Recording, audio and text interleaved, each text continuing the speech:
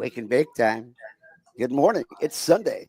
Sunday, not just any Sunday, but actually, it's a Sunday that the first time I got a chance to use my new beard trimmer that I got from Temu. I figure, it's not Gillette, but it's Chinese. What could go wrong with genuine Chinese workmanship? Of course, it's possible that parts may fly off during traffic, but other than that, it seemed to work pretty well. It actually has a nice little dial that you can dial down until it gets really soft. Get really, really close when you get to about 10. Now, ask me what happens when I dial it up to 11. That's what I was thinking. Well, that's what. Never mind. That's What? All right, forget about that. That joke obviously went flat. We're not going to deal with any Tesla jokes about the Razor possibly catching fire or parts falling off in traffic, because Tesla is great cars, right? You just have to have somebody in charge who politically offensive. So losing a little bit of stock. We got I don't know. I think our viewership actually kind of likes Tesla. I think there's a lot of like Republicans that like tune in to be like haters on us. So we should cater to that audience. As the marketer that I am, I say Teslas are good. I like Tesla. Carlos, if we're catering to our audience, there's no way I'm throwing up a Sikh Heil in front of Gary. There's like legalized marijuana. No, it doesn't work. Yeah, that's right. Legalized marijuana. Marijuana. And with all due respect for the guys who say, I don't get why everybody wanted, why the left wanted electric cars, but they're attacking Tesla. Because they're not attacking electric cars. They're attacking Tesla in particular because the person who is in charge happens to be attacking the entire country and a lot of the things that they expect to have, like the money they put into Social Security to actually come back when they need it.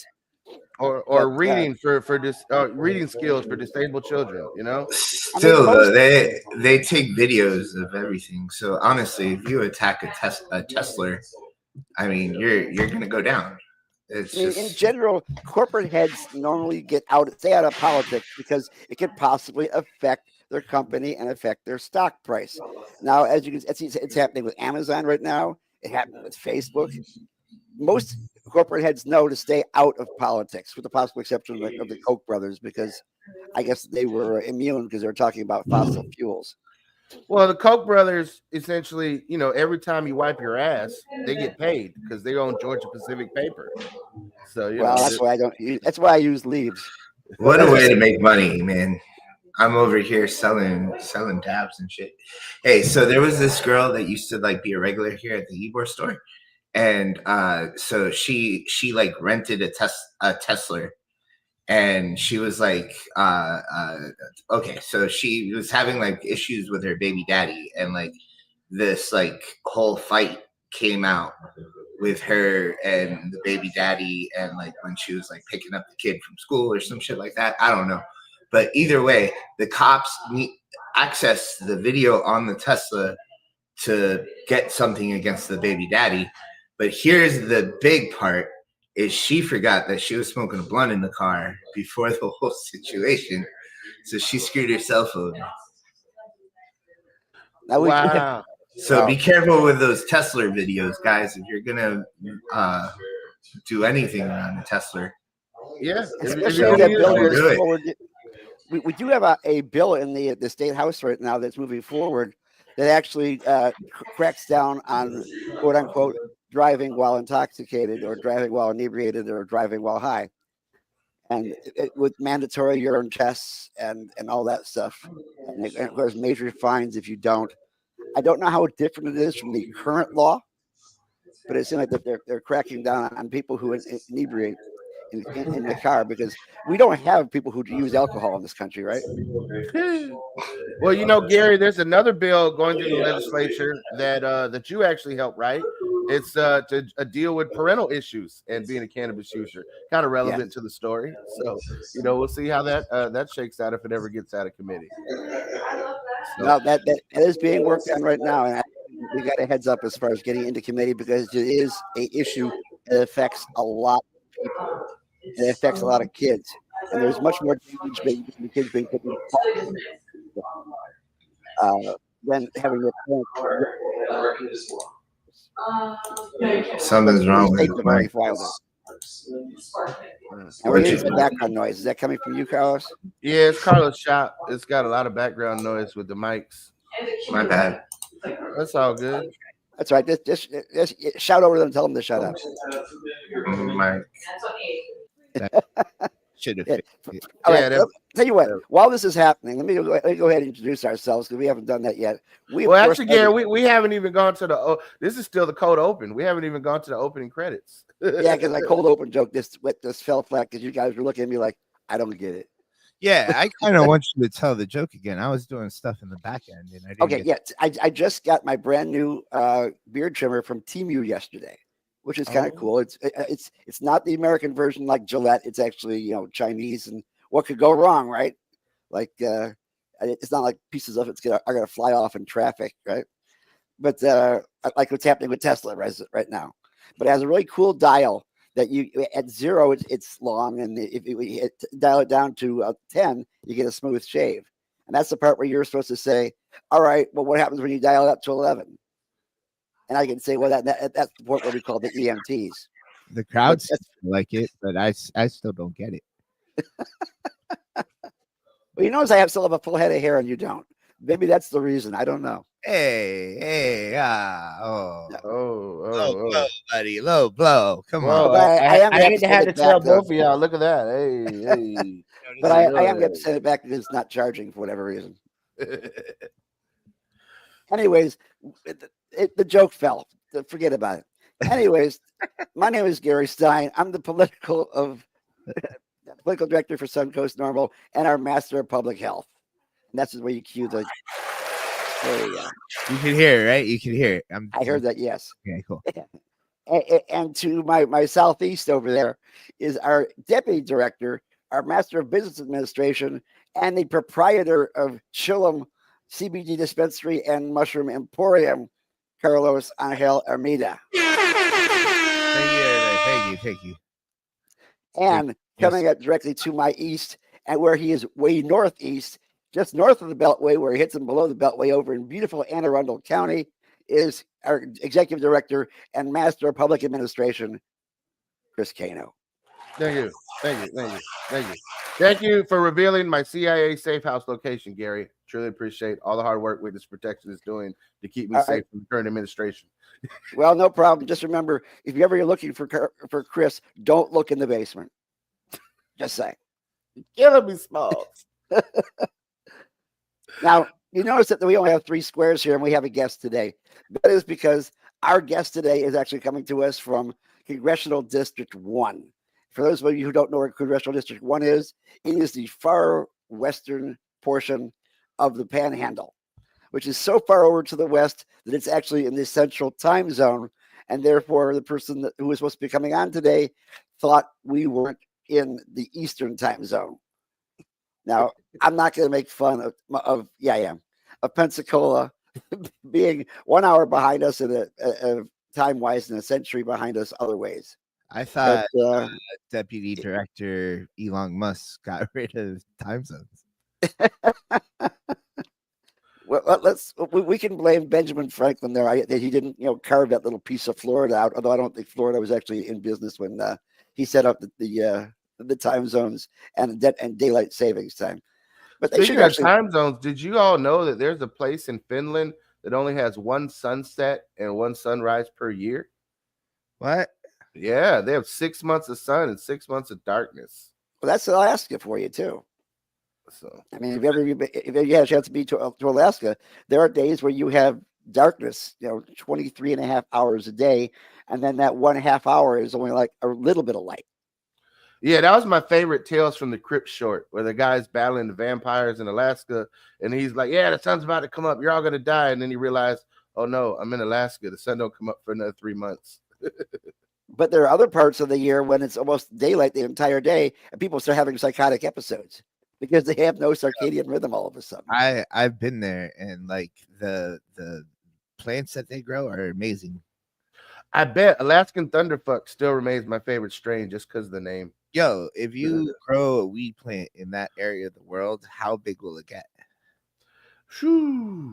I've Yeah. seen carrots that are 10 feet long. They grow them in drain pipes And because they have such a long growing season. I've seen pumpkins this big. My parents took me out there when I was like 13, and them shits grow like really fucking big. So I'm willing to bet like you could get really high off that weed. Now, the bill that they have right now that Gruner's put out for home grow, they make certain that if you do grow anything, it has to be in a closet that you can't see through a window. You actually have to grow it in a place where it cannot be seen even by binoculars. So it has to be in a closet, and it has to be in a closet that does not have access to a window. Is that a Republican like theme for policy? They want you to stay in the closet. Cue the laugh. It's applause, you know. Well, I don't think it's actually all that convenient. Number one, they also say no more than 2 plants for the entire household, regardless of how many people in the household have a medical card. As if Clearly, completely enough. Clearly, the good senator doesn't smoke enough weed to believe that, right? Like, please tell me that we don't have someone who smokes weed believing that 2 plants is enough for 5 people in the house. Well, they know it's not, but they know damn well that if they do it that way, and you are still in vegetative stage and you can't harvest right now, I guess you're just going to have to go to your local booth dispensary and fill in the gap. So that way they don't get butt hurt by the policy of being able to grow your own. Well, you know, I was going to save this for later in the news, but I do want to bring it up because I think it's relevant to all the shitty policy that we've seen in the last 5 years come out in the various states. And it's an analysis that was done by the Canadian government. And in Canada, they've had a historic drop in alcohol sales as legal cannabis sales have spiked. And so for the fiscal year in Canada, which ends, at the end of March, which March 31st of 2024, we're going back to, they're getting ready to end their fiscal year now. The sale of alcohol beverages experienced historic declines, with beer sales experiencing the overall largest decrease. But in comparison, sales of recreational cannabis by the different provincial cannabis authorities and other retail outlets increased 11.6%, or otherwise $500 million, $500 million from one fiscal year earlier, reaching a total of $5.2 billion in the 2023-2024 fiscal year. So the sale of cannabis products had previously grown nearly 16% in the previous fiscal year between 2022 and 2023, when they legalized weed back in 2018 in cannabis. And so you could also look at separate data that was just published last month in the American Journal of Preventive Medicine that reported fewer young adults in the U.S. are consuming alcohol following the opening of licensed marijuana retailers in their states. So, this survey data finds that a lot of people are substituting marijuana for alcohol. And then, some observational data that have legalized has mixed results. Some studies report dips in alcohol sales post-legalization. But this is a clear indicator as a couple things. One, we talk about in Florida, how if we want to legalize it, we got to get 60% of the vote on any legalization measure. And that is actually because the original 50% plus one threshold had major alcohol distributors and businesses pushing it to bump it up to 60%. Like, they were playing the long game. They knew this was going to happen 20 years ago. And then you see these same, the alcohol industry, coming out and now getting behind and lining up and attacking small businesses, with the hemp products and allying with big cannabis who's struggling. And it's just sad that we're finally getting to a point in this country where people know what's poison, people know what's medicine, and you see this overly harsh recriminalization wave pushing back against it, where it seemed like we were on track to support freedom and civil rights.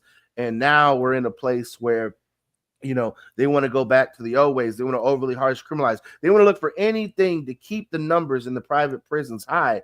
And you know what? One way they're doing it, immigration. Because if you have half the states in the country not throwing in hundreds of thousands of potheads a year in the private prisons, they got to figure out another way to keep their numbers up. And that's the sad part of the current state of America. Let's talk about the thing about the hemp and all that bit too, because that's actually affecting Carlos's business as well. That's what I'm saying though. Like this is one of the first times that I've seen the alcohol industry actually. Like we haven't brought up the alcohol industry yet. We brought up the fucking private prison industry, but we haven't brought up alcohol yet. This is the first time that I've seen it, the alcohol industry take more than an active role in the whole hemp sector. Because right now they're lobbying hard for Burden's bill that they want hemp drinks to only be sold at bars and liquor stores.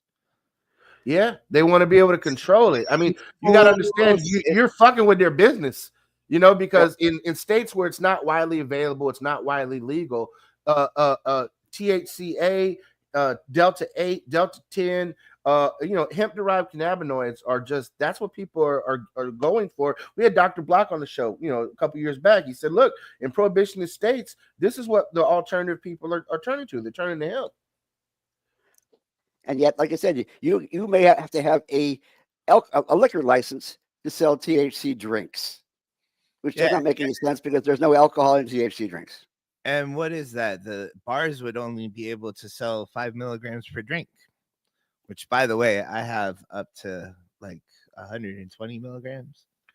Man, 5 milligrams doesn't even scratch. In St. Pete, I have in St. Pete. I got lemonades. But it's kind of like Ohio. When I was growing up, whenever we went down to Ohio, say for instance, to go to Cedar Point, we never went to the liquor stores there or the drive-throughs because they only had what they call near beer or 2-3 beer, because that was all that was allowed at that point in time to be sold was the 2 to 3% beer.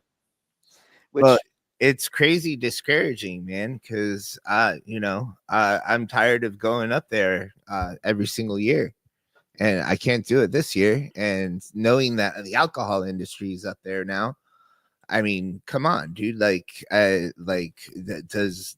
any grassroots organization now have a chance in taking down these hemp bills? I've talked to a couple people that have had these THC drinks at 5%. And they don't find any value in it. It's just, you know, they felt ripped off because the price is high and the impact is low. And even if it did have 10 milligrams in there, it would still take 20 minutes to a half hour before it kicks in. Whereas, you know, the average beer will hit you before you finish it usually.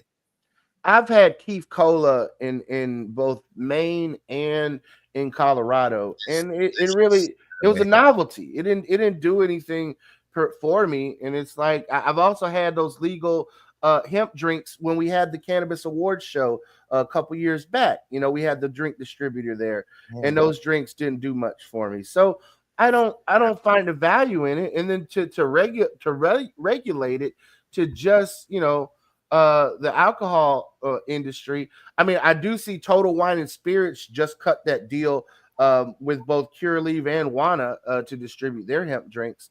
But, you know, all in all, this really is about recriminalizing cannabis in a lot of ways. And you know, there was a recent op-ed that our deputy director of National Normal, Paul Armentano, had put out. And in that op-ed, he talks about how 70% of Americans, including majority of both Democrat and Republican voters, want marijuana to be legal for adults.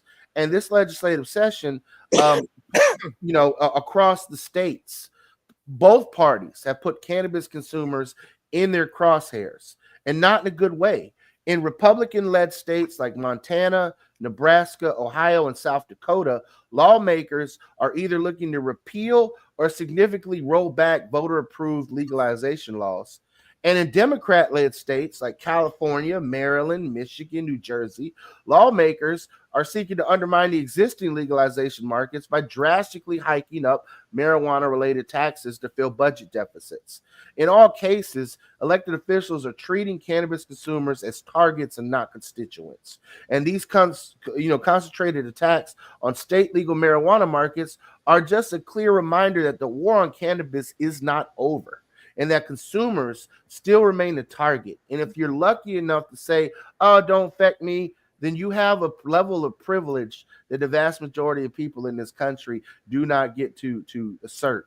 And, you know, our opponents haven't gone away. And in a lot of cases, they've simply regrouped, tweaked their strategies, and they've made themselves stronger by joining together. I mean, you have True Booth and a lot of these big MSOs utilizing the same lobbyists that the private prisons utilize, and that you have them advocating in multiple states for arbitrary THC potency caps, or calling for criminal penalties for consumers who don't get their cannabis from state licensed dispensaries, from criminalizing it even harsher, from making it a felony to get access to hemp products or to sell hemp products.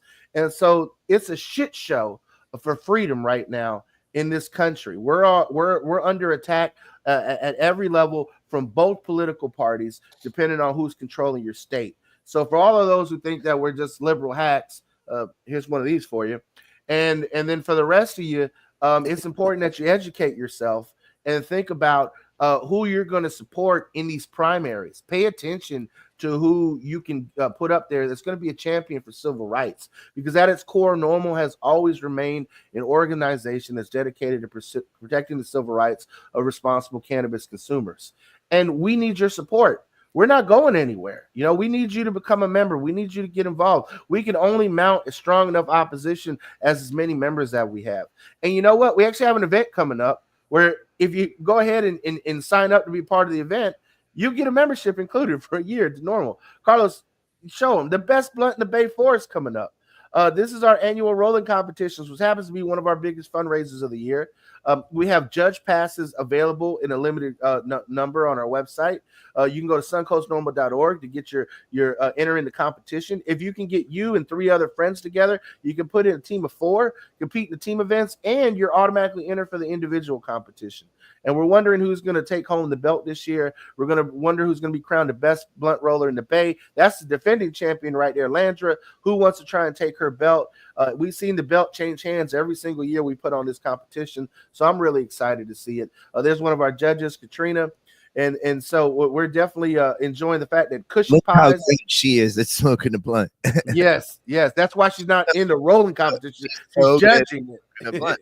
Yes. Yeah, And that, I was going to say Cushy Pies is bringing us the VIP experience. So if you happen to know about Cushy Pies, if you enjoy them, we're going to have them on a future show coming up. But if you sign up to get a VIP ticket, or if you become a judge or a competitor, you will get a VIP bag sponsored by Cushy Pies. and note that the blunt that she's holding up there, she rolled that. It didn't come from J.P. Newman over in downtown Ybor, the last main Cuban rolling place, I guess, in the state. Although you have one down the street, that's not officially a Cuban rolling place. It's just basically a bar that sells Cuban cigars, right? Yeah, Long Ash. They got the best cigars, man. Yeah. Now, what are you drinking right now? Is that it's Rolled. like Cafe Bustelo from the side? Nah, it's called Cycling Frog. And what has it got in it? It's got 50 milligrams of THC, 50 milligrams of CBD. It's like an Arnold Palmer. It's iced tea lemonade. I love Arnold Palmer's. Yeah. I remember we were going to a CBD event where they had a whole bunch of people from Bang coming out doing this big dance number on the floor because they have these energy drinks with CBD in them, saying how healthy and how great you'll feel afterwards. Adding CBD to a Red Bull or nuclear horse piss type of drink is not a health product. Yeah. So or is Four Loko for that matter. I went to House of Jane party once, which is like cannabis coffee. And they like hired girls, like they were trying really hard to have like a dance party. They hired girls to like go up and ask people to dance, basically. And still everybody got so high off of the coffee that sooner or later everybody was just sitting down, dude. Nobody was dancing. I remember we had that business networking event we put together a couple years back, and Black Mule Coffee actually was out there. They had some pretty good products. So I'm interested to see how that takes off with, I know Tom has Chill Coffee.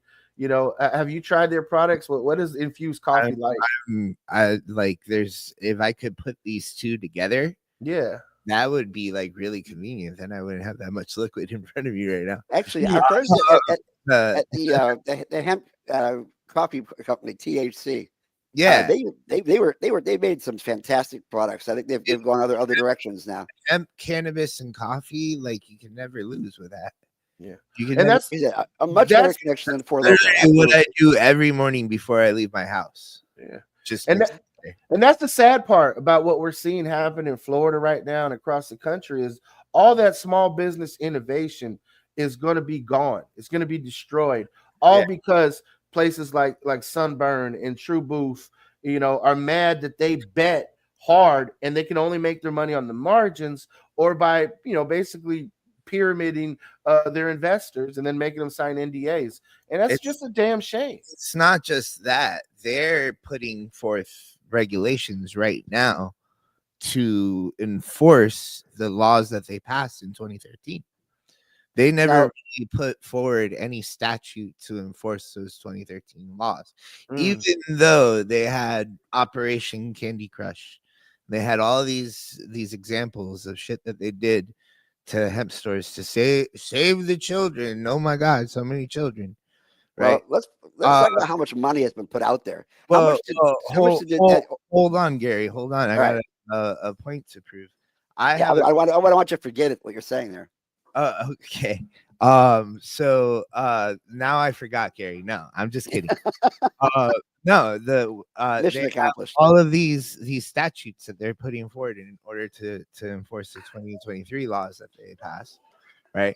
And they one thing that they're really going to get people on, and I guarantee you that they're really going to come after some motherfuckers come June, not because of these hemp laws, but because of the childproof packaging regulations that they're putting forward now. They have a specific form of childproof packaging that they're looking for, and they're willing to literally find companies almost even out of existence because they don't have this specific type of packaging.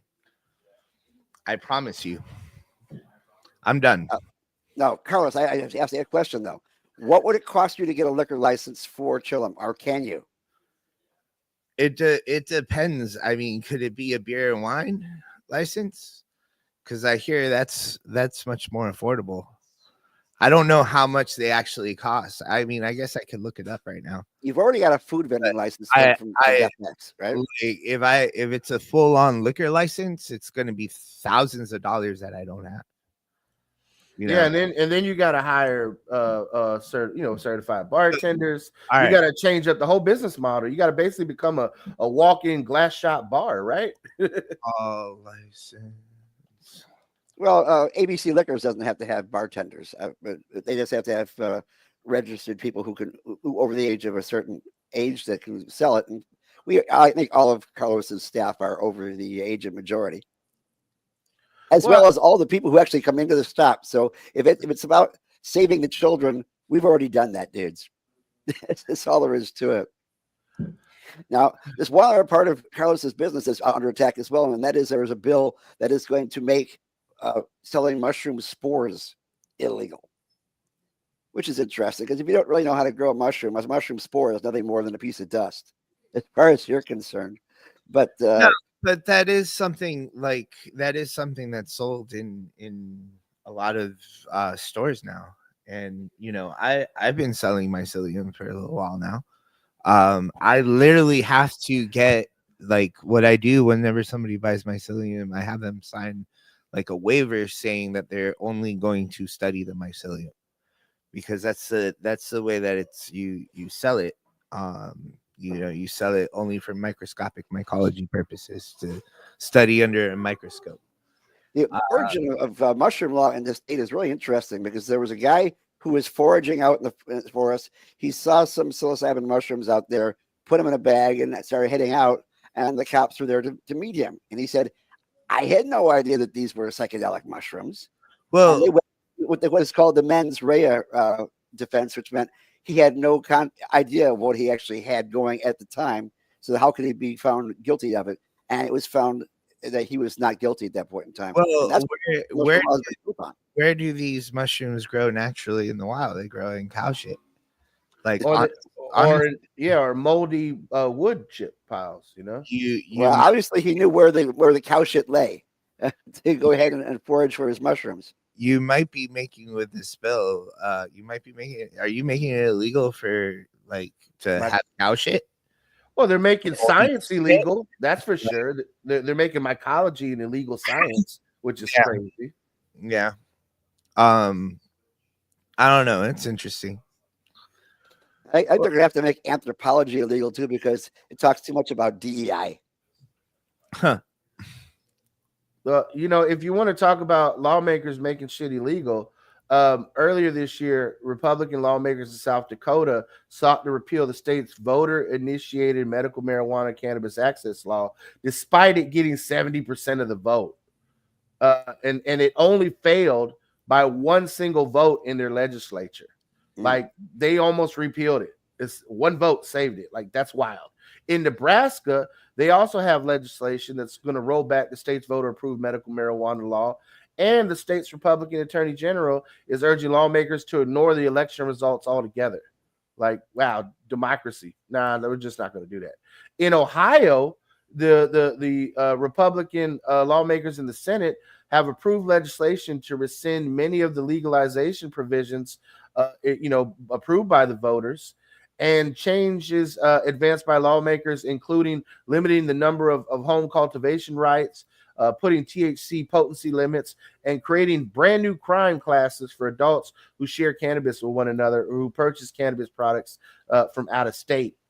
And then in Texas, you got their Republican Attorney General, Ken Paxton, suing several cities that voted to decriminalize through local ordinances, including Dallas, Bastrop, and Lockhart, where they're ignoring voters' decisions to rethink how marijuana policies are enforced.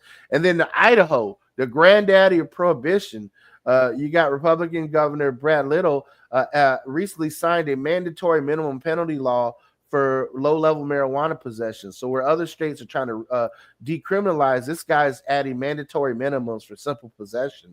And state lawmakers have approved a resolution that they're going to put before the voters that give the legislators the exclusive authority to decide marijuana policy and ensure that no voter initiatives pertaining to cannabis or any other controlled substance can be permitted in any future Idaho ballot initiative. So that's the shit show. Yeah, don't forget South Dakota. They actually voted for cannabis legalization, but their governor, who when she wasn't busy shooting down dogs, was also shooting down the will of the people, and so therefore worked to cancel that law. But maybe now that she's in the cabinet, I think they'll be able to probably sneak it back in again. Who knows? Yeah, and just to be fair, but kind of to tie it all in and everything, all the funding freezes we're seeing from the federal government, all the halting of different aid going to various states has a lot of states panicking and their budget deficits inflating. And in Democratic states like New Jersey, Phil Murphy, their Democratic governor, has proposed raising their marijuana-related taxes nearly fivefold. Maryland is experiencing a multi-billion-dollar budget deficit, and Governor Wes Moore and the members of the Maryland General Assembly are looking at nearly doubling the special sales tax that consumers pay on retail marijuana purchases. And then you got Gavin Newsom out in California, and Republicans and Democrats seem to not like his tax policies when it comes to cannabis either. And understand that cannabis consumers are not criminals, nor are we ATM machines. And this is bullshit. Either way you slice it. Bullshit. Now, is that all the news? Because I know that our guest is coming. Oh no, that ain't all the news. That's just I just want folks to realize, like, this is not time to sit back and smoke a blunt and say, we did it. Like, nah, we're in the thick of it right now. Yeah. We're just not in the, hey, cannabis consumers are being persecuted now more than we've been in the past 10 years. Yeah, like it's a pendulum swinging back. Like you talked about it, Gary, for all the anti-DEI rhetoric, all the anti-diversity rhetoric. I don't like DEI as a term because just like woke, it's been co-opted by people who don't even understand the initial purpose of it. But diversity is now the main harping point of the existing administration. I mean, they scrubbed Jackie Robinson and they deleted Colin Powell from the websites of the DOD and Arlington National Cemetery. Like, geez, Louise. Like, I'm trying not to forget the Enola Gay. I'm trying not to curse on a Sunday. Yeah. God forbid they delete the Enola Gay, not even knowing it just said gay and they deleted it because they're fucking idiots. You know, I'm sorry, I'm going off. This is not a kid friendly show. I know I have my son on sometimes, but he doesn't speak yet. So, Well, let's just let people understand. A lot of people have said you guys lean so far left. It's not about politics. It's about policy. And that's what it really comes down to. We support the people who support what we feel is the proper policy for the people, for the patients. And whether it comes from the right or it comes from the left doesn't make a bit of difference to us as long as it gets there. But when the people on the right aren't doing it, the people on the left are, what do you expect us to do? And I do want to say we do have a very clear line too, is that I don't care how big of a pothead you are. If you're a pedophile, we're not going to support you. That goes without saying.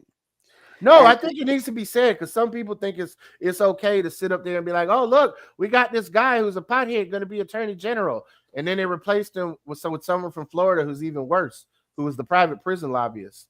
It's like, what a shit show. They bait and switch potheads so bad. You know, a Republican weed smokers were just lauding the fact that Matt Gaetz had been in the running for attorney general, and they painted his picture. Oh, RFK and Matt Gaetz are going to legalize weed, and Trump's going to bring us the freedom that we always wanted. And I'm like, y'all are stupid because that ain't what's happening. Well, let's just take a step back and mention the fact that the QAnon thing about the Dems are a massive pedophile organization, and yet so many people who are caught in pedophile scandals over the last couple of decades, I'd say a vast majority of them are actually on the Republican side, especially here in Florida. Decades, Gary, you ain't got to even go back that far. Just in the last 2 years, how many mega pastors and MAGA podcasters and what's that meant that the Republican senator from Minnesota last week just got caught trying to solicit a 16-year-old girl for sex. I mean, you know, you got a former congressman in Florida District 1 who they have text messages between him and the Seminole County, tax collector, trying to pay for underage coochie on his Venmo, and then he Venmo'd the money, and then on the comment line he put for pussy. And I'm just like, wow, talk about self-incrimination. You know, it's like not only are you a criminal, but you're a dumb one. And that just goes to show that like having a silver spoon born in your mouth doesn't make you a good criminal. And pedophilia does not have a preference as to party. Okay, maybe it's just that the Republicans are getting caught in it too much. And are you looking forward to the list coming out for Epstein? Not really. They have their own demons to deal with. Most likely, they've already been taken down by it. But let's suffice to say that it's not going to make any changes because the people who are really involved in that thing might just get their names redacted, just possibly. Gary, they say you're a groomer, but it's your beard, but you're still a groomer. Yeah, it's a Chinese groom now. That's what it is. What is it that whenever there's like a Republican convention in an area that there's like an uptake in the use of Grindr? Grindr crashed at the Republican National Convention 2 conventions in a row now. Like they just couldn't handle all of it, you know. And what's his name? Lindsey Graham. He's got the nickname Ladybug, and I've heard through the different networks the reason they call him Ladybug is because he has freckles on his balls, and some of his gay courtesans have pointed it out, and they're like, "Oh, those are just my ladybugs." Okay, I need to get medicated after that. Yeah, that'll fuck you up. That's a Republican senator from Tennessee, ladies and gentlemen. That's more repulsive than a salami soda. I swear to God. With that being said, I think our guest is in the back end. Okay, well that's awesome because we need to bring some sanity to politics. Just so you know, today is the first day of voting for the special election that Governor DeSantis called, and he thought, I think it would be cute to have the special election on April Fool's Day. He also thought it would be cool to only have a short term for voting. Gay, we don't have a video on you yet. Let me see. Can you hear me? Yo, yeah, we hear you. We just need you to turn the camera on. Yeah. Okay. It says it's on. It's off. Oh no. Oh, you know what it is that maybe there may be another program you have active that's using your camera. So you might want to exit out if you were just on Zoom. You want to turn Zoom off, or if you're on Teams or Google. Yeah, you want to turn those off so your camera can go back to StreamYard. And if you got to go back and come back, that's fine too. Okay, let me try that. I'll be right back. Yeah, no worries. Gary, if you want to give Gay like the formal introduction, and then we'll bring her on. So okay, yeah. The deal is that today is the first day of early voting, which is really kind of odd considering they only give 1 week for voting for the special election. Every other election we've got like several weeks, and they already announced the election quite a while ago now, right? You know, even before the inauguration, because they knew that there was going to be a vacancy in CD1, which was originally held by our good friend Matt Gaetz. And I say that with all due sincerity because we wouldn't have a cannabis program in the state of Florida without him, because of the fact that he worked across the aisle to actually get compassionate care and CBD use over the fence, so to speak, in 2013, and it worked its way towards us finally getting what we have now. So it's been a long, hard haul, and he actually was involved with that. I honestly say, because knowing him then, because I was talking to him on the phone at night, where he asked me to explain certain things that his podiatrist friend was trying to tell him about how to do the bill. He's different. He's different now than he was then. Late at night. Yeah, he's different in the fact that all that plastic surgery has turned him into a Ken doll. That's for sure. But you know, he's not up for re-election, right? This is an open seat because he decided to move on and try and be attorney general. That didn't work out, but he had to resign, you know, this congressional seat to do that. It's gonna be and now television. It's gonna have like a Matt Gaetz show. and now we have the special election, like you said, Gary. But Governor DeSantis knew what he was doing, right? He didn't want it to be long and drawn out. He doesn't want increased voter turnout because he doesn't want his CFO, who's running for the seat, he wants to make sure that person just walks in. He doesn't want to see opposition. He doesn't want to see our guest win. And our guest, alongside Josh Wheel, who we've had on the show a couple weeks back, actually together, those two have raised tens of millions of dollars in a small special election in red districts in Florida. And now the whole country's paying attention because that's unheard of. Those kind of numbers. Usually, when you get somebody who's going up against somebody who's been proclaimed the winner by by one party or the other, the party who's in the minority really doesn't make any more than maybe tens of thousands of dollars or maybe a couple $100,000, but not 10 million. Oh, and we're on. There we go, Jay. We can see you now. That's great. I mean, it's such a razor thin margin in how legislation is passing through Congress right now that we really do need to see these two seats flipped in order to get any type of real bipartisanship and any type of real deal that works for working families done. And I'm so glad that we have Gay joining us today. Gay, welcome to the rotation. Hey, y'all. Thank you so much. I appreciate it. So, you know, there's an Alabama sounding link to your voice there, or is that a Pensacola address? That is Georgia, and I came here in 2014. Well, Gay, you know, we here at Suncoast Normal are one of the more active chapters of Normal, which has been around since 1970, fighting for civil rights for cannabis users, and it is such a blessing to have someone on the show who has an understanding of the struggles that people who have family members with debilitating conditions and the need for them to have safe access to this plant.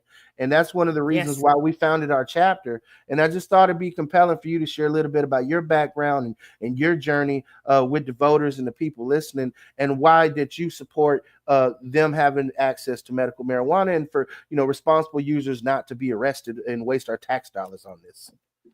Absolutely. So, I come from the realm of gun violence prevention. So I'm an athletic trainer. I work in sports medicine. And so for those of you that don't know, when you're watching a sporting event, I'm the one that runs out on the football field, tapes the ankles, does the rehab, that sort of stuff. And so the majority of the time that I spent in sports medicine in downtown Atlanta, I worked at predominantly Black high schools, and I saw the discrepancy in gun violence and the discrepancies in drug-related charges, which were mostly marijuana-related charges.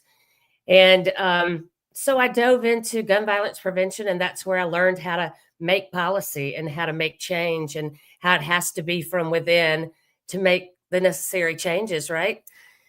And so as I became chapter leader for Moms Demand Action and all that stuff in Florida, you know, life kicks you in the teeth every once in a while. And my 44-year-old husband was diagnosed with ALS, which is 100% fatal disease. And 6 months after that, my 8-year-old son was diagnosed with a terminal brain tumor, and which was also 100% fatal. Few treatments, none of which were proven to help at all, just to barely extend life. And I know people are probably more familiar with ALS, which is, you know, slowly your nerve endings die. You know, it starts from the outside in, so it starts with fingers and hands typically until it gets to your lungs and you can't expand and contract anymore. And it's horrible to watch. But what people don't talk about is the pain that people go through during ALS. And so my husband was on fentanyl patches and all kinds of stuff. And we finally just started putting drops in his feeding tube, and that marijuana drops, and it made the difference. And so while I was a supporter before, I've seen it with my own eyes. I've also seen it with our vets who need to have cannabis decriminalized completely, so that the federal government will also include that in their in the drugs that they cover or allowed to take. I've seen it with my own eyes. So yes, I'm here to fight for a lot of healthcare stuff, and cannabis is one of those things that could save a lot of lives. A lot of people from, living off of narcotics to just live. Okay, what do you mean by drops? What were you putting in the CBD? Oh, the THC drops, the tincture that, and we would put those in his tube, and that would calm him down enough that it was different. He was still able to function instead of on the 150 milligram fentanyl patches he was having to wear. He wasn't awake ever. And so those last days of his life, he was asleep because of the pain medication he had to take. The only time that we ever had to quality time in those last days was when he was able to use the drops in his feeding tube, and the pain wasn't so bad. So I've seen it with my own eyes. Yeah, we too have seen it here. I mean, we know of cases, and there's a lot of case studies involved where cannabis has helped in regards to ALS to sustain life. One lady in particular here in Florida was diagnosed in 1986, and she just passed away a year ago. And so honestly, not to call out Cano, but similar story. I mean, your father dealt with dementia, but not ALS. But yeah, my dad was diagnosed at 53 with a terminal form of frontal temporal lobar dementia, and slowly saw him just go in various states of hyperactive to nonverbal to eventually he had strokes and wound up bedbound. And his first dose of cannabis RSO, he hadn't talked in over a year, and he started making words again. And, and it's just oftentimes, situations like my family, like your family, Gay, where it's like, man, if we had just known sooner, if there was more research, if it was available, I went to jail for getting my dad his medicine because we didn't have the luxury of an Amendment 2 infrastructure when he was sick. I couldn't go to a dispensary and get a card for him. It was and then even to get access to that high grade oil, I had to get it from friends who had, got it from elsewhere. And it's just the fact that we live in a society where we know that this is available and it saves lives, and policymakers do nothing to make sure that people have safe and affordable access to it. And then even in the state of Florida right now, they're, we were just covering before you came on the show all the things that lawmakers around the country are doing to make it harder to get safe access. Yep. So having someone in Congress who gets it is a breath of fresh air. And you being in the seat that typically isn't one that people might think of, where someone with these type of values would be running in, is even better, because we need more folks that are willing to stand up. And we were just talking about the numbers. I mean, 70% of Americans, majorities in both parties across all the political spectrum, get this issue. Yep. They understand it. And so I'm glad that you do, because your opponent clearly does not. Now, we also have a bill. Does not. We have a bill this year called the Patient Protection Act that we put out for a number of years right now. And that very basically states that if you are in an institution like a hospital, like an ALF, or any of those kind of situations, in a state where medical cannabis is legal, your medicine is not illicit. And because a lot of these agencies, I pointed out to Advent Hospital several years ago, they had a woman who came in with Parkinson's who had managed well with cannabis, although her son couldn't handle her anymore to the extent that she needed. So they put her in an ALF that was run by Advent. They took the medicine away. Within 1 week, she didn't recognize him anymore. Within 2 weeks, she was dead. And that is, again, the situation where right now, if you're using cannabis, they will take you off the transplant list if you need a liver, because they claim that research shows that your survivability is low. In fact, we've already had several studies which show that while using cannabis, because of the anti-inflammatory situation, if you have a higher degree of survivability during a transplant if you're using cannabis. But people don't want to listen to the science, and the law is not meshing with the science. And that needs to be done on the state and the federal level. So we're so grateful that you are running for a federal office where we can start to change the zeitgeist and the gazelle shaft, so to speak, of the Congress. Now, this is not your first. This is not your first round in running for office, correct? Well, this is the second time for the same office. So I ran against Matt Gaetz in the general election in November, and that was like running against a ghost. He wasn't here. He didn't live here, but his last name was Gaetz. He put out spent zero money running against me and still beat me handily. Yeah. Now, Don Gaetz used to be the head of the Senate, and I got to hand it. A guy lives in a city called Niceville. You can't think he can't be anything else but nice, right? And Don actually is a nice guy. He is. In fact, and Don, when he was younger, he had a pastor who was dying of cannabis, and he got dying of cancer, and he got him cannabis to ease his pain during his last few days. So Daddy Gaetz gets it. Yeah. And Matt Gaetz got it too. Unfortunately, Matt Gaetz had, quote unquote, other issues that have led to him not becoming Attorney General. That's what we hear. And leaving the space open. And now you're going up against the guy who used to be the CFO of Florida.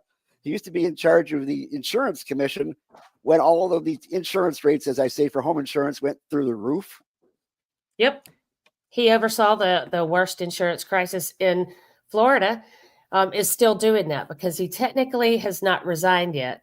He's still the CFO until the 31st, which is, the day before the election. That's interesting. Isn't it? Yeah, he doesn't live here. He's never lived here. He's a politician. He's been a politician for 30 years. I am absolutely not a politician. I'm just like everybody else. I just think I can do the work. I'm just ready to go. And speak up for the rest of us. This time around, Jimmy Petronas, he is solely responsible for our insurance crisis. He hasn't even asked these people for their vote. He is just putting out, Donald Trump endorsed me.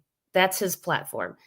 And I've been out in this community. The advantage of running against Gaetz before is that I've spent 19 months talking to people, Democrats, Republicans, independents in this district. People know where I stand. They know what I believe in. They know that they're losing their jobs if they're federal employees, and they know that if they're veterans, that they're losing their health care. And so we've been having a lot of in-depth conversations with people about voting their best interest instead of their party. It seems to be resonating. People are tired of being poor. And they're ready for somebody to go there and fight. Like, we got to think out of the box, y'all, to change things. Well, I'm glad you said that, Gay, because I do want to lay the ground, the game board, if you will, for folks. Yeah. We have you, who's run before, who clearly cares about working families, and then we have an opponent of yours who, quote, said that marijuana legalization would cause car crashes in Florida, and that we shouldn't be legalized federally, and at the same time has allowed insurance companies to jack up rates to where people can't renew their homeowners insurance, where people can't get their claims paid for damages for insurance they already paid for, and somehow in the grand scheme of all this, all he has to say is, I'm a MAGA man and you should vote for me. And then here you are with 1,000,001 different policy points as to why we should support you. And I want people to just understand that is the board in front of them, and they need to make a decision and play accordingly. You got your best player here in a queen, and then you have a pawn on the other side who thinks he can be something. And then that's where we're at. But the board is against you, right? Because you're just the only queen on the board, and he's a pawn surrounded by a whole bunch of big money and an infrastructure and a machine that is just trying to trug along over the working man. Yep. And that's what's resonating with people. People from here, it means something that you're from here or that you are in the community. That's Matt Gaetz could have done anything. But he was from here. He's the guy that, the went to middle school here, and everybody has a story about him. They were always going to vote for that guy. So people are pretty pissed that Petronas wants to come in and just say, well, I'm a Republican. I'm going to rubber stamp everything Donald Trump does.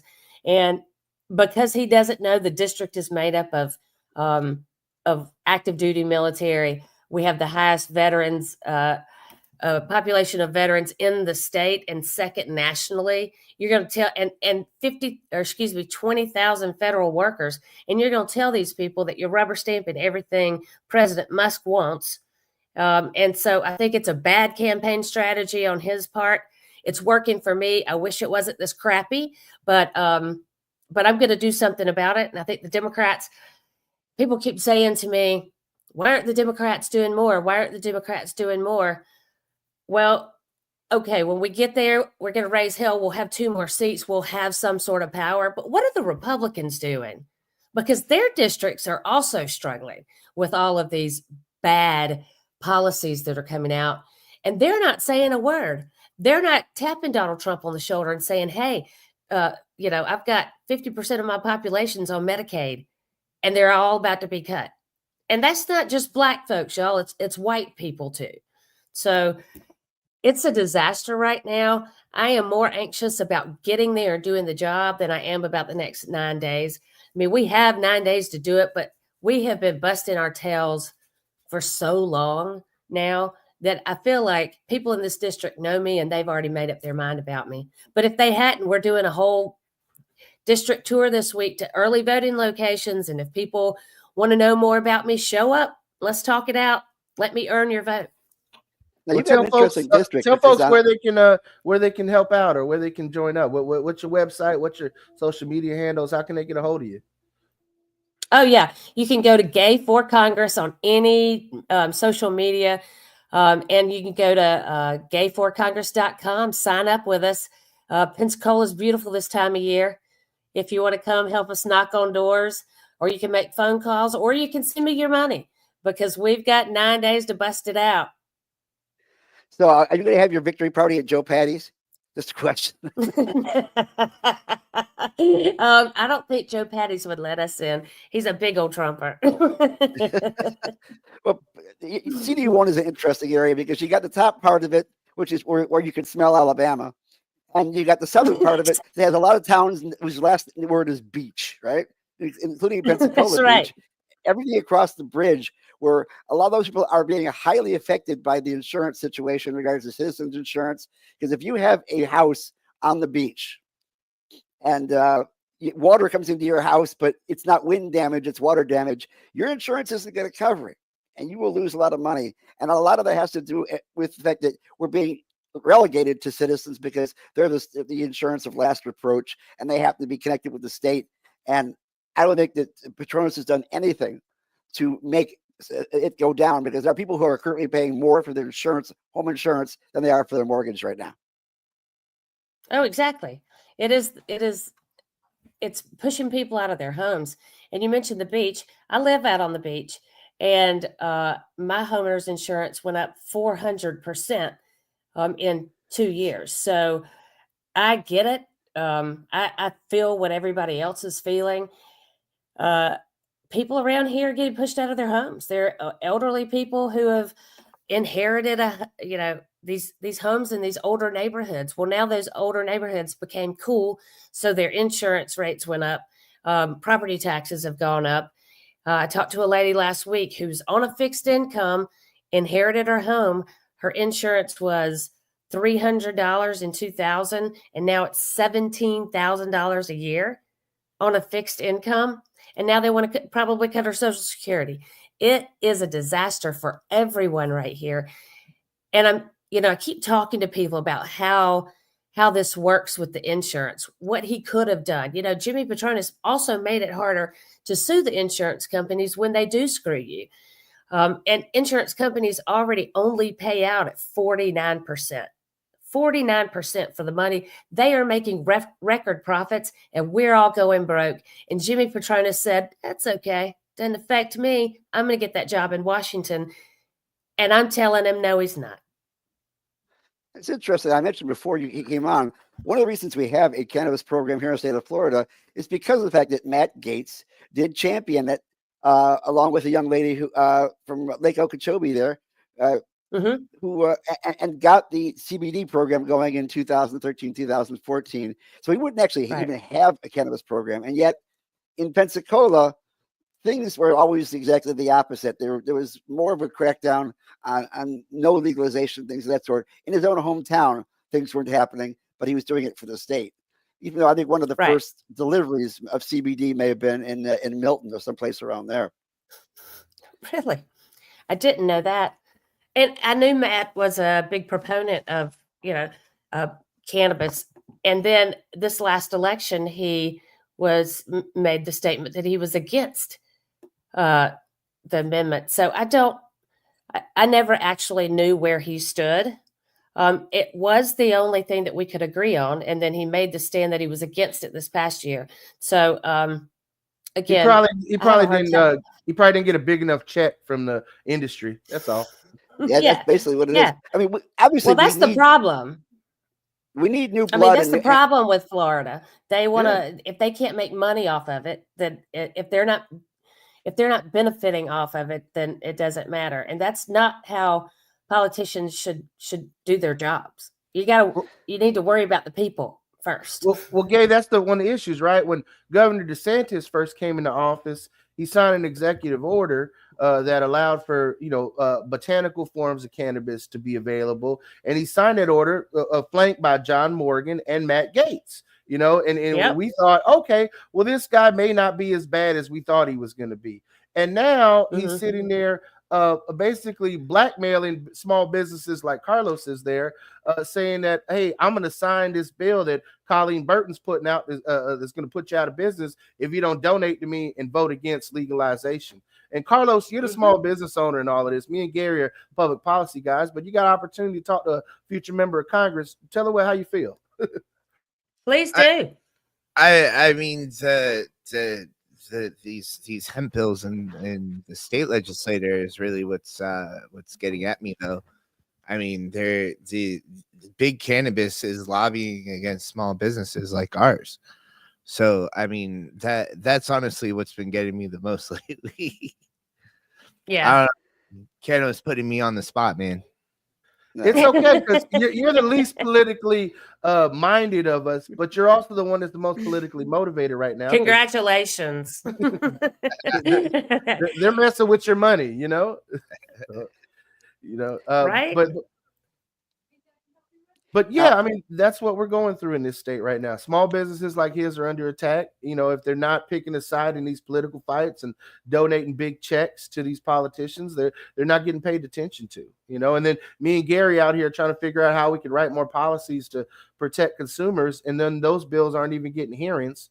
And then at the federal level, you have an administration that clearly is not motivated to do anything in regards to civil rights, because if they were, you know, Pam Bondi would not be the attorney general after having been the private prison lobbyist, you know. But hey, it is what it is. We're in these times, and we're just glad that we have a shining beacon of light and all of this in you as a candidate. Let's hope that we can spend these next 9 days pushing over the finish line. So, Gary, I know you're itching with a question. I can see you scratching at the lip.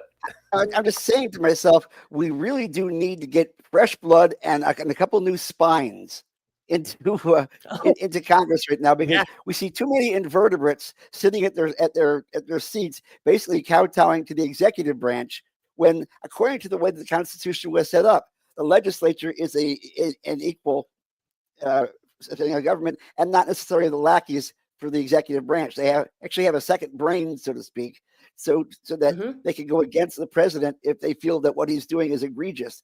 And so many things right now are egregious. And I'm sorry. Yeah, I'm an anti-Trumper. I'm an independent. But what it comes down to is it's policy over politics all the time. And if I see the policy coming out there is crap, I will call it out as crap and say that person's got to go. It doesn't make any difference whether it's Democrat, doesn't make any difference whether it's Republican, independent. It's always about policy. And right now, our Congress is failing us. The Republicans are kowtowing in line and lockstep, and the Democrats are basically saying, okay, you win this one. We'll try next time, if there is a next time. And hopefully there is a next time and an awakening, starting with these special elections. Yeah, hopefully there is. I can tell you, and what I've been telling people, we have to start playing like they play. It is time that we use the law to our benefit. You know, Matt Gaetz, it was what Matt Gaetz was, but Matt Gaetz is a very smart guy, and he could always use the law, find the law and twist it just a little bit so that it worked for him. But most of those things were legal. He was very good at that. Democrats need to learn how to do that. Instead of sitting back on our heels, we need to be pushing forward and put them on their heels. We need to be ahead of them. We know what they're going to do. We have a book on it. We know what they're going to do next. We know how we have to work against them. But it shouldn't just be up to the Democrats. It has to be up to the Republicans too. It's hurting their districts, and they're worried about being primary. Everybody in Congress needs to stop worrying about keeping their jobs, and they need to worry about doing their jobs. I am so sick of people talking about being reelected. When I get elected, I know I've got 2 years. Well, my term will be shorter, 1.5 years, to do the things that I said I was going to do. And by sitting back, that's just wasting my time. We have to push forward, and we have to be ahead of the next bad thing, because it's true. All politics are local. I understand the big overall arching weight of this election. I get that. But what it comes down to is the people in this district who are being hurt by this administration's policies right now. And they're not all Democrats. They're not all Republicans. They're just all people. And I got to stand up for all of them. And I hope they'll recognize that that's going to be me, because Jimmy Patronis isn't going to stand up for anything. I wonder how many veterans have lost their jobs so far in your district, because there is a huge amount of veterans in the area. You have one of the best, most beautiful Naval Air Force bases in the state right there, with the Blue Angels flying over your head every now and then, which is one of the best things to Pensacola besides the Stuckies that's 20 miles out of town. It is. It's close. Love our Angels. But we really need to see some positive things happening. Now, over on the east side of the state right now, we have that fight right now between Josh Wheel and Randy Fine. Randy Fine would not be in the best interests for the state. I know a lot of his policies and the way he's going on, and I don't see him being as a good fit for Congress moving forward. It would be moving more Trumper And that's all that we would do. And that's why we have two candidates whose basic campaign promise is, I will follow Trump. And that is not a comforting feeling. No, not when it's hurting so many people. No.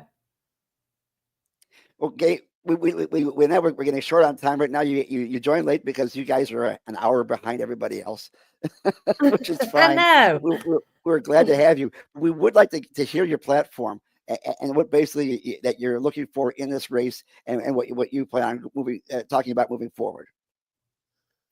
Yeah, my big platform issues right now are the cost of living, homeowners insurance, and people losing their jobs, because that's going to affect our local economy. I mean, healthcare is a big issue to me. Public safety is a huge issue to me. But right now, in this minute, this day, people are struggling. People are struggling, and it's just going to get worse. It's going to get worse with tariffs, because tariffs are tax, and tax gets sent to the people. We shouldn't be fighting with our neighbors to the north and the south. We need to work with them, not punish the American people for buying goods from those places, because it's part of our economy. We got to figure out a way to bring prices down, and we got to take care of homeowners insurance. We have a plan to bring it down. Jared Moskowitz's plan is pretty similar. You make a bigger pool of people to pay insurance, the costs come down, and we share that pool with other people instead of just Florida. We can bring insurance costs down by 25% that way. We just have to do it the right way. Right now, our citizens in this district are fearful. If they haven't lost their job, they're going to work every day and looking for that letter.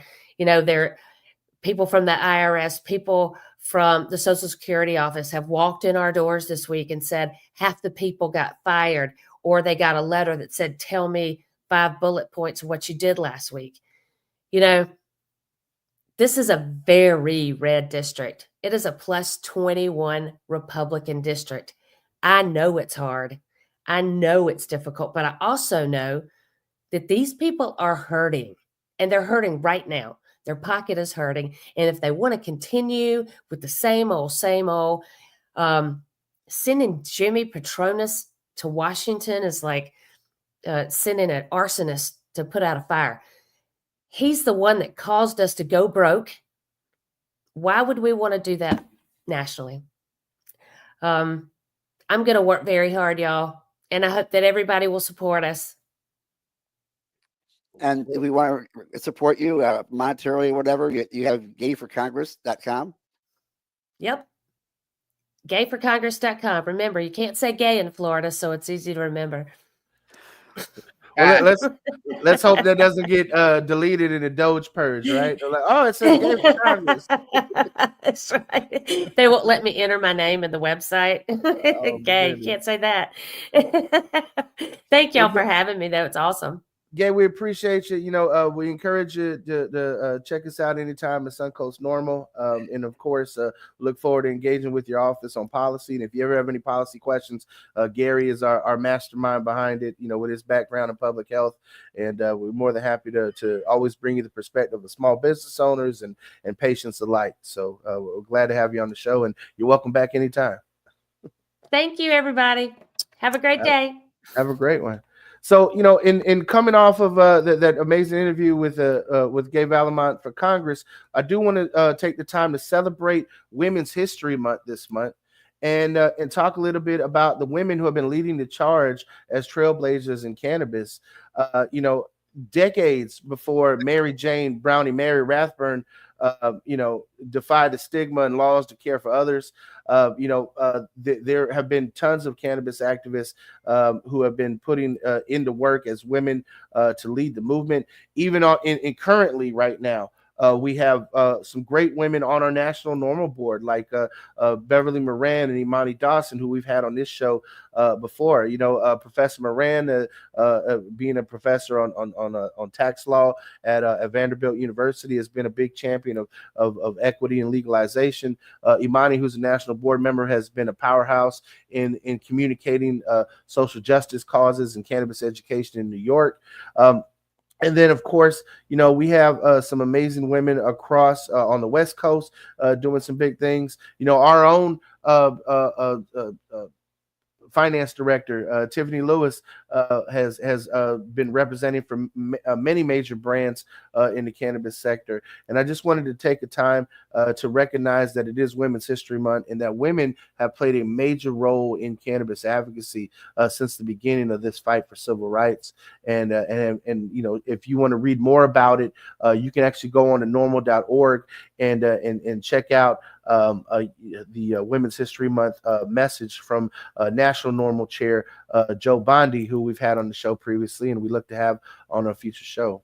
So I just wanted to touch base on that. Gary, thanks for lining up Gay as a guest. I guess he hopped off for a minute to refill his cafe con leche. But Carlos, what did you think, man, of Gay as a future congressperson? She seems cool. Cool. She gonna do everything she talked about. She seems sincere. I mean, I was looking at her and trying to do my human lie detector thing, and she seems legit. About her husband and her kid. Yeah. And the fact that she used cannabis to help her husband out. I mean, she seems to get it, right? Yeah, she gets it. She's been affected by it, and she's one of those people. It's like you want people who are in office who have actually lived life, who life has kind of kicked them down in a lot of ways, and sometimes because when it comes time to make hard decisions, they're thinking about the struggles that they went through and the same struggles that other families are going through, which is a hell of a lot different than someone who was born with a silver spoon in their mouth or who's always been rich. When they go to represent you, and someone's never left a country club, they don't know what the price of a carton of milk is, or a dozen eggs, or a gallon of gas. And there are tons of people out there who struggle every day with trying to make ends meet, who have to make choices between paying the rent or buying groceries. And I mean, that's rough. I mean, in my own work, I've talked to college professors, people who you would think would be okay, but some college professors in this country live in their cars. Some of them work at 6 and 7 colleges to make ends meet. Some of them have told me they go on Thursdays to buy the expired pork, so then that way they can afford to eat for the week. They get the pork chops right before the day before they go bad because they get reduced like 40% on the price. I mean, these are the sacrifices that working people with college degrees are making in this country. And then there's other folks out there who are born with silver spoons in their mouths, who don't ever have to worry about that struggle. And I think that's why we need more people like Gay in Congress. Like we said before, we had Josh on the show a few weeks back, who's a school teacher. I mean, there's a lot to be said about putting regular folks in the halls of government versus millionaires and billionaires who have no clue of what it actually costs to survive in this nation. So. Gary, what I know you popped off for a second, but what were your thoughts on Gay as a candidate? I think she's a solid candidate. I mean, she's been through this before on the ringer, so she's actually got a heads up as to how this whole situation works. I hope that she continues to fight hard. It's a very difficult district, like you said, plus 21R. That's pretty solid, and it's a legacy district. Before Matt Gaetz, there was Don Gaetz, right? I mean, it's always been that legacy group that's been involved in politics over there. It's hard to break. It really is. I mean, I'm in an area where Gus Bilirakis is my current legislator. Yeah, I remember his father Mike was the congressman when my grandparents took me to DC when I was 13, and my grandmother chewed out his staff for not having our Capitol tour passes. Gary, why do you like Matt Gaetz so much? Why do I like Matt Gaetz? Yeah, I like Matt Gaetz in 2015. Okay, that's the guy that I knew. That's the guy I was working with during those years when we got those bills passed. That's the guy who would call me up at 9 o'clock at night and say, "I just finished a meeting with the doctor. I'm looking at this napkin. He wrote stuff on me. Would you explain this to me?" And I was grateful that he reached out to me. And by the way, if you check out a Wikipedia for Amendment 2, Florida, 2016, you'll see a reference to an article that I wrote on the situation. So that family got me into Wikipedia, which I'm really thrilled about. Gotcha. All right. Well, Carlos, we've had a pretty good show today. Great guests. We talked a lot of things, but I just want to wrap us up with some breaking news, and then I think we'll call it a day. Okay. Well, there's so much stuff back here. Cue that beautiful theme music.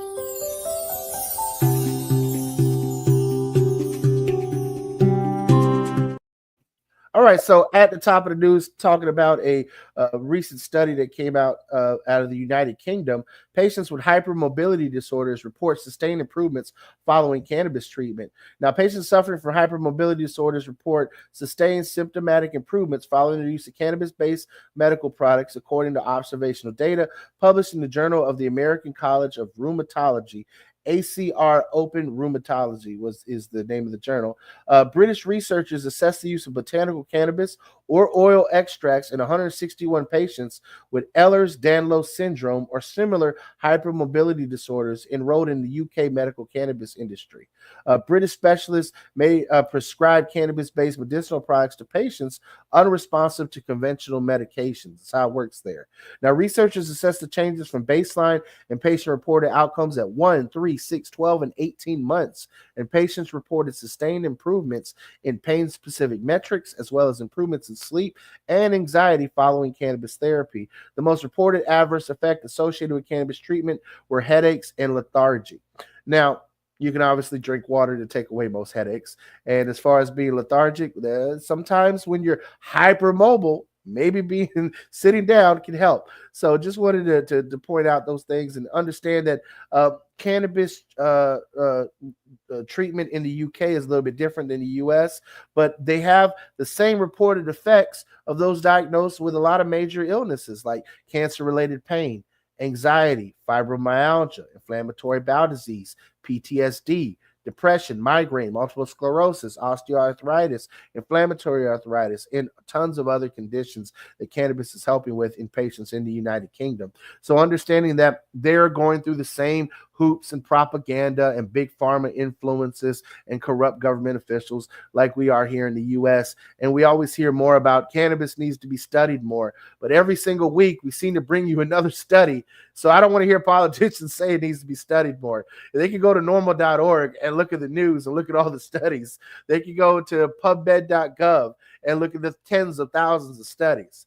And here's another one, a longitudinal study that shows that childhood depression and suicidal ideation precede cannabis use. That emotional problems in early childhood are predictive of teen marijuana use, particularly among females, according to longitudinal data published in the Open Journal of Medical Sciences. Investigators affiliated with Charles R. Drew University of Medicine and Science in Los Angeles assessed the relationship between early childhood depression and marijuana use by the mid-adolescents. Participants' baseline emotional problems include feelings of hopelessness, depression, and suicidal attempts were assessed at ages 9 and 10. And then they assessed substance outcomes such as marijuana and tobacco initiation and were tracked at a baseline to follow-up ages at 14 through 15. And reporters reported that childhood depression and other psychological factors significantly predicted future initiation of tobacco and cannabis. This relationship was especially significant among women. So, young women who are in their prepubescent that are experiencing childhood trauma, depression, clearly by the time they get to be teens, they're smoking cigarettes and smoking weed. That's what this study is saying. Now, this is not saying that weed causes you to be depressed. This is saying that depressed people tend to turn to cigarettes and weed in order to help themselves cope with the feelings of hopelessness and suicidality. And I think that there are more findings that are consistent that have been published on this topic in the Journal of Affective Disorders. And that reported that adolescents who suffer from depression are more likely to use cannabis later in life, not vice versa. And I think that's an important thing when we talk about what about the children and these politicians saying save the children, and they're always like, oh, this person lost their scholarship because they're a pothead. And it's like, did it ever occur to you that this person is experiencing problems at home, that they're experiencing symptoms of depression, they may even be homesick away from college, and that's why they turn to cannabis because it helps relieve those symptoms. And so we got to take this more seriously. I'm not advocating for recreational pediatric use. That's not what I'm saying. What I'm saying is that there are legitimate issues that everybody of every age affects, just being part of the human condition and growing up in this country, and that we take the use of cannabis as a medicine much more seriously.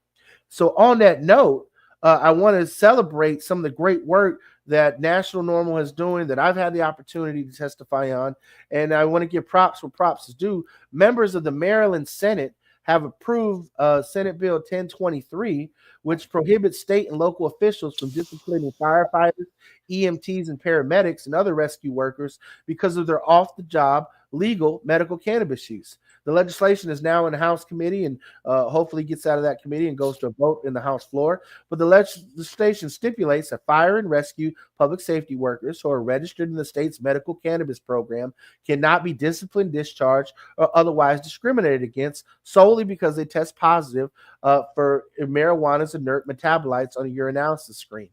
By contrast, any employee who reports to work under the influence will clearly be reported to the State Emergency Medical Services Board.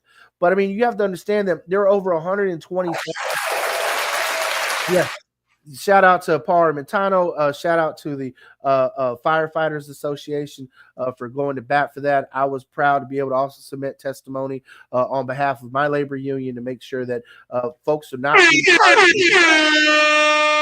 And we want to see this happen in Florida. There, you know, we have a medical employee protection bill in Florida that has sponsors in both the House and Senate, and we want to see it get a hearing.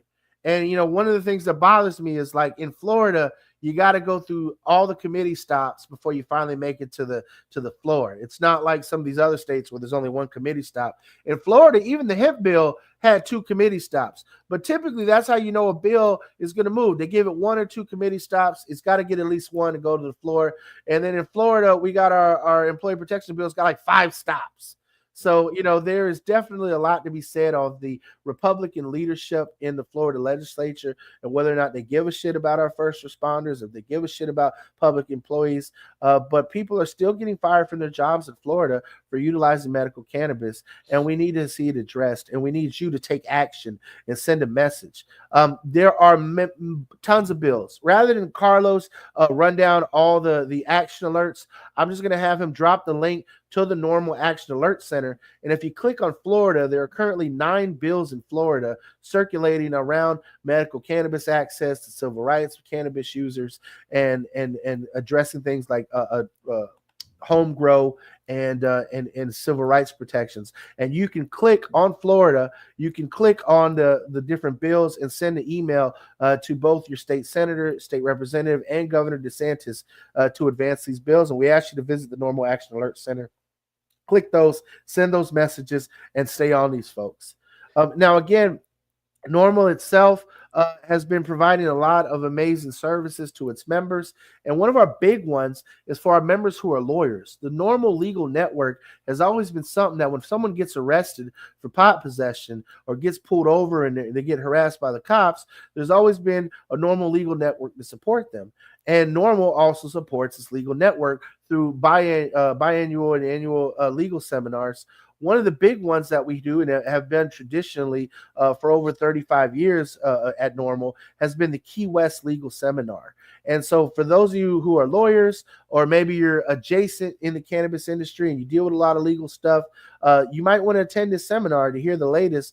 And there's also continuing legal education credits available through this 3-day program. So, you'll have the opportunity to, get your credits so you can maintain your law license, have a great weekend in Key West, and of course, join members of the National Normal Legal Committee and the Normal Board at the Hyatt-centric Key West Resort and Spa, which of course is friendly on the beach there to Normal, which is something that we always look forward to when we try to put forward events.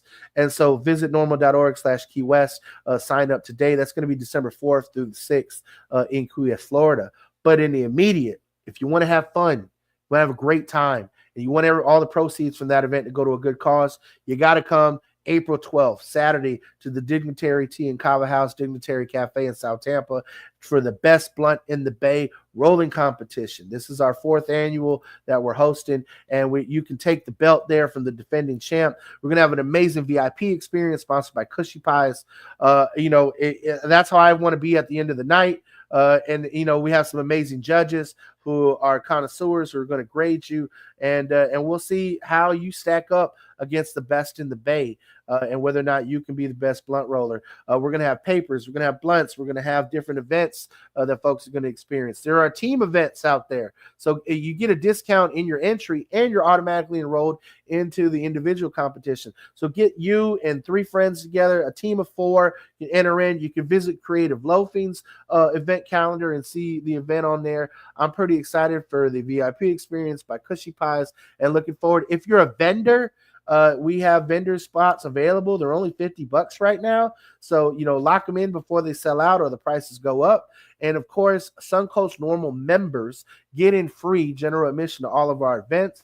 Anybody who enters as either a team or individual or a judge or gets a VIP ticket will get a 1-year membership to Suncoast Normal included into their ticket price. I'm pretty excited for these different competition events and how folks are going to stack up against our defending champ and the best blunt in the Bay. If you have questions, reach out to info.suncoastnormal.org. Hit us up on our website. More than happy to answer any questions. Time is ticking. Get your tickets before they sell out, especially the limited amount of judge passes. I wish we could have as many judges as we want, but that ain't the deal. There's a limited amount of judges. So if that's what judges get to smoke the entries, that's why the judge passes sell out.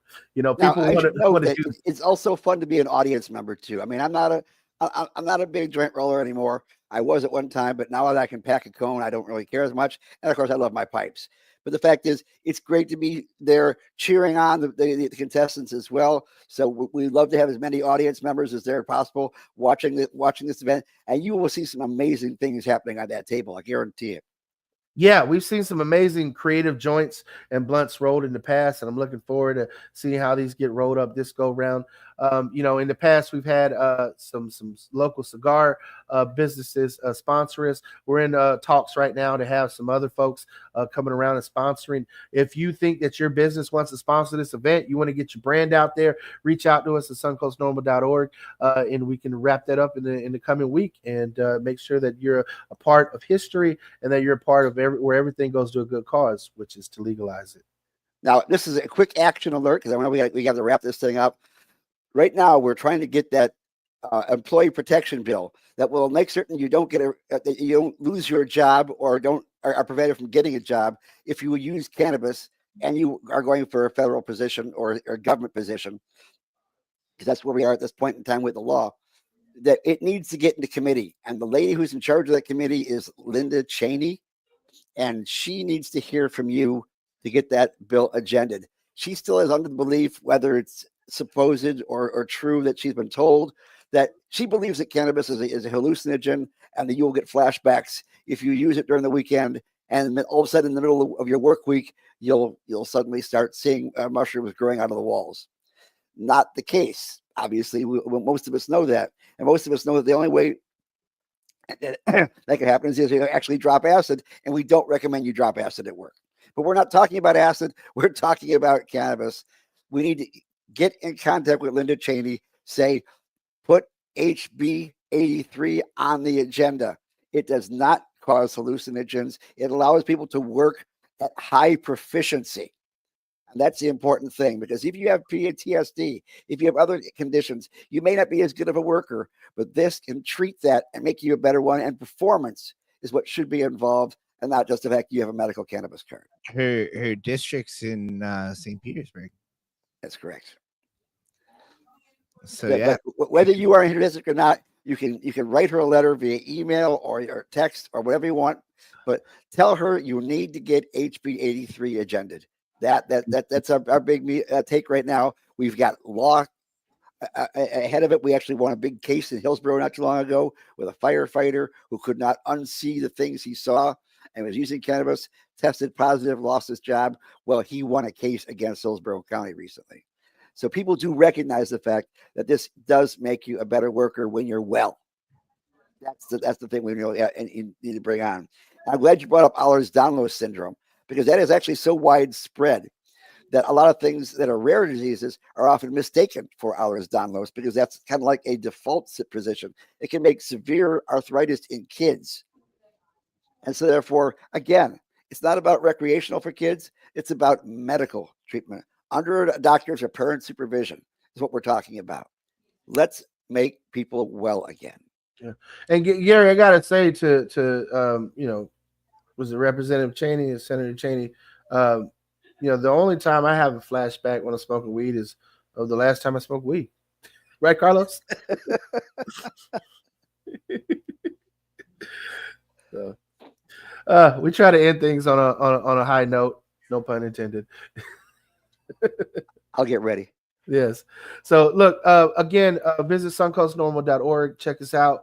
We have some amazing guests coming up in the coming weeks that are going to be participating in the rolling competition. And so I'm pretty excited for it. Tune in. Obviously, get your tickets before April 12th. Don't wait to the last minute. I don't want to see us sell out. And get your team together, get your friends together, get ready to come through. Of course, become a member of Suncoast Normal so we can continue to bring you these amazing guests in this show each and every week here on the rotation. I'm pretty excited for all the great things that we've been doing. And thank you to Gary for lining up these amazing guests for us. Gary has been instrumental in getting everyone from Tommy Chong on the show to members of Congress and people running for governor. So I'm pretty excited to see where we go in this coming year moving forward. For me, this time of year coming in April feels more like New Year's than anything, because 420 to me is the New Year's celebration for us cannabis users and looking at what we're going to do moving forward. Up here in DC, as a matter of fact, we're having a Cannabis Unity Week the last week of April, where we're pulling together both NORML, Marijuana Policy Project, the Last Prisoner Project, Drug Policy Alliance, various labor unions involved in the cannabis industry, various veterans groups, and we're all going to be advocating in Congress and to the White House, asking them to address these issues that we've had to deal with so much. Carlos, wish your mother well for me. I love your family so much. Gary, as always, man, have a great week, and we will catch all of y'all back in the rotation next Sunday at 11. And if you live in Congressional District 1 in Pensacola, in that area there, or in Congressional District 6, which is Volusia County and parts of St. Augustine County and Lake County, vote. It starts today. It ends April 1st. Vote. It is so important. You can make a difference right now. Bye.